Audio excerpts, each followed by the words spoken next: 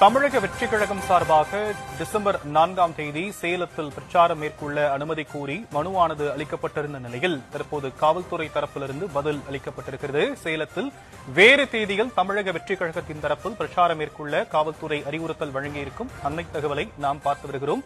சேலத்தில் வேறு தேதியில் தவிக தலைவர் விஜய் பிரச்சாரம் மேற்கொள்ளுமாறு காவல்துறை அறிவுறுத்தியிருக்கிறது. அதுகுறித்த அன்னை செய்தி விவரங்களை முடிய செய்தியாளர் சிலம்பரசன் வழங்க நாம் கேட்கலாம். சிலம்பரசன், காவல்துறை வேறு தேதியில் நடத்த சொல்வதற்கு என்ன காரணம்?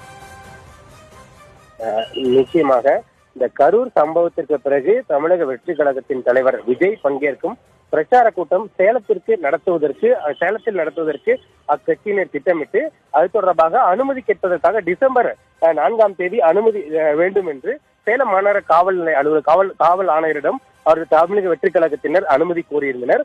இந்த நிலையில் டிசம்பர் 4ஆம் தேதி இந்த அனுமதியானது தற்போது கொடுப்பதற்கு வாய்ப்பில்லை. வேறு தேதியை கேட்குமாறு அவர்கள் தற்போது காவல்துறையினர் அறிவுறுத்தியுள்ளனர்.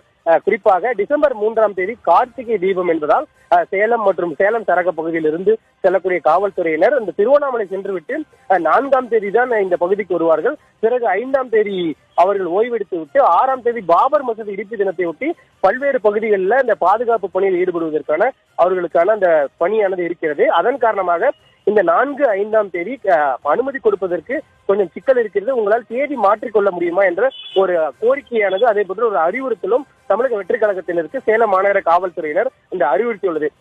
ஏனென்றால் தேதியை மாற்றி கொடுத்தால் உடனடியாக அது பரிசீலிப்பதாகவும் அவர்களுக்கு அறிவுரை வழங்கியுள்ளனர்.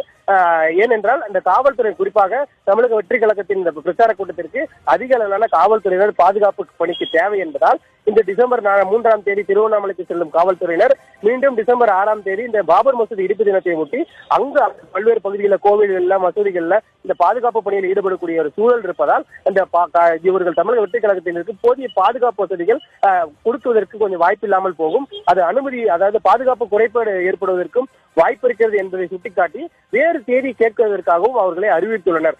இதனைத் தொடர்ந்து இவர்கள் சேலம் மத்திய மாவட்டத்தில் பார்த்திபன் இது தொடர்பாக காவல்துறையினர் கூறிய கருத்து தொடர்பாக அவர்களை தலைமையிடத்தை பேசி தெரிவிப்பதாகவும் அவர்கள் குறித்து அறிவித்திருக்கிறார். தொடர்ந்து தலைமையிடம் பேசிவிட்டு டிசம்பர் 4ஆம் தேதிக்கு பிறகு டிசம்பர் 6ஆம் தேதிக்கு பிறகு மாற்று தேதியை அவர்கள் தெரிவிக்கவும் வாய்ப்பு இருக்கிறது.